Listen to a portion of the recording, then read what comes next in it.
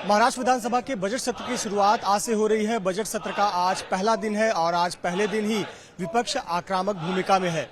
महाराष्ट्र विधानसभा के सीढ़ियों पर विपक्ष मराठा आरक्षण के मुद्दे पर सरकार को घेरती हुई नजर आ रही है। विपक्ष के नेताओं को आप देख सकते हैं। कांग्रेस, एनसीपी, शरद पवार गुट और शिवसेना उद्धव ठाकरे गुट के विधायक विधानसभा की सीढ़ियों पर सरकार के खिलाफ नारेबाजी कर रहे हैं। दरअसल ये मामला मराठा आरक्षण से जुड़ा हुआ है। मराठा आरक्षण के मुद्दे पर विपक्ष का आरोप है कि सरकार मराठा आरक्षण के मुद्दे पर सिर्फ मराठा समाज को फंसा रही है, एक चूरन दे रही है। इस प्रकार का आरोप विपक्ष लगा रहा है। साथ ही साथ भ्रष्टाचार का आरोप भी सरकार पर लगा रही है। दरअसल बीते दिनों जिस प्रकार से महाराष्ट्र विधानसभा में एक मत से सभी दलों ने मराठा समाज को 10% शिक्षा और नौकरी में आरक्षण का जो बिल है वो पास किया, इसके बाद से महाराष्ट्र में मराठा समाज को 10% आरक्षण मिल गया शिक्षा और नौकरी के क्षेत्र में।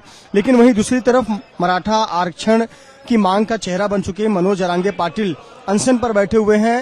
वो मुंबई कूच करना चाहते थे, लेकिन जालना में धारा 144 लगाई गई है, संचार बंदी लगाई गई है, आवाजाही रोक दी गई है। यहाँ तक कि एक वाहन जलाने का, एक जो स्टेट ट्रांसपोर्ट की बस है उसे जलाने का मामला सामने आया। उसके बाद से महाराष्ट्र स्टेट ट्रांसपोर्ट की जो बस है उस सेवा को जालना के लिए बंद कर दिया गया है।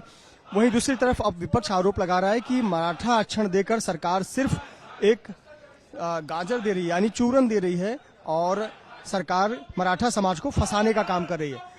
हाथों में जो दफ्ती है उस पर लिखा हुआ है जरांगे पाटिल याना छड़ता कौन, यानी जरांगे पाटिल को कौन फंसा रहा है। और नीचे लिखा है महायुतीचा त्रिकोण, यानी महायुति जो यहाँ की एनडीए गठबंधन के 3 दल हैं और उनका नाम लिखा गया है। साथ ही साथ आरक्षण जो हक है इस बारे में भी नारेबाजी हो रही है। आप तस्वीरों में देख सकते हैं कि सबसे आगे जो भाई जगताप हैं, उनके ठीक पीछे पूर्व गृह मंत्री अनिल देशमुख हैं, एनसीपी शरद पवार के नेता, उसके पीछे कांग्रेस के नेता बाला साहब थोरात हैं।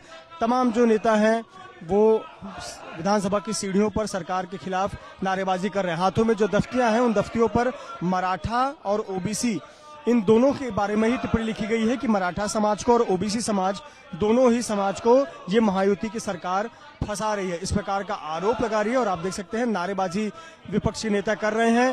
जो सत्ता पक्ष के नेता हैं वो यहाँ से सीढ़ियों के ठीक पास से गुजर रहे हैं। कुछ समय पहले मुख्यमंत्री भी मुस्कुराते हुए इन्हीं सीढ़ियों से विधानसभा में दाखिल हुए और वहीं दूसरी तरफ विपक्ष लगातार आक्रामक है।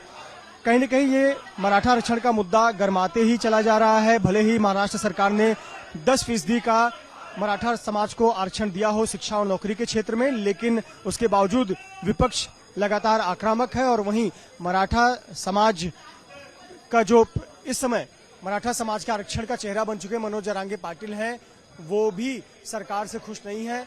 मनोज जरांगे पाटिल चाहते हैं कि जो मराठा समाज को आरक्षण मिले वो ओबीसी में से दिया जाए, जबकि सरकार ने स्पष्ट किया है कि बिना ओबीसी से के जो आरक्षण उसको छेड़छाड़ किए हुए मराठा समाज को 10% आरक्षण दिया गया है। हालांकि मनोज जरांगे पाटिल ने देवेंद्र फडणवीस पर भी बहुत गंभीर आरोप लगाए हैं, तो वहीं विपक्ष इस मौके को भुनाना चाहता है और विपक्ष सत्ता पक्ष पर आरोप लगा रहा है कि मराठा आरक्षण और ओबीसी आरक्षण के साथ सरकार खिलवाड़ कर रही है और दोनों ही समाज को फंसाने का काम कर रही है। यानी एक बात तो साफ है कि आज से महाराष्ट्र विधानसभा के बजट सत्र की शुरुआत हो रही है, लेकिन आने वाले 5 दिन इसी प्रकार से हंगामे में गुजरते नजर आएंगे और विपक्ष सरकार पर निशाना साधते नजर आएगी। कैमरामैन धर्मेंद्र पांडे के साथ मृत्युंजय सिंह, एबीपी न्यूज, मुंबई।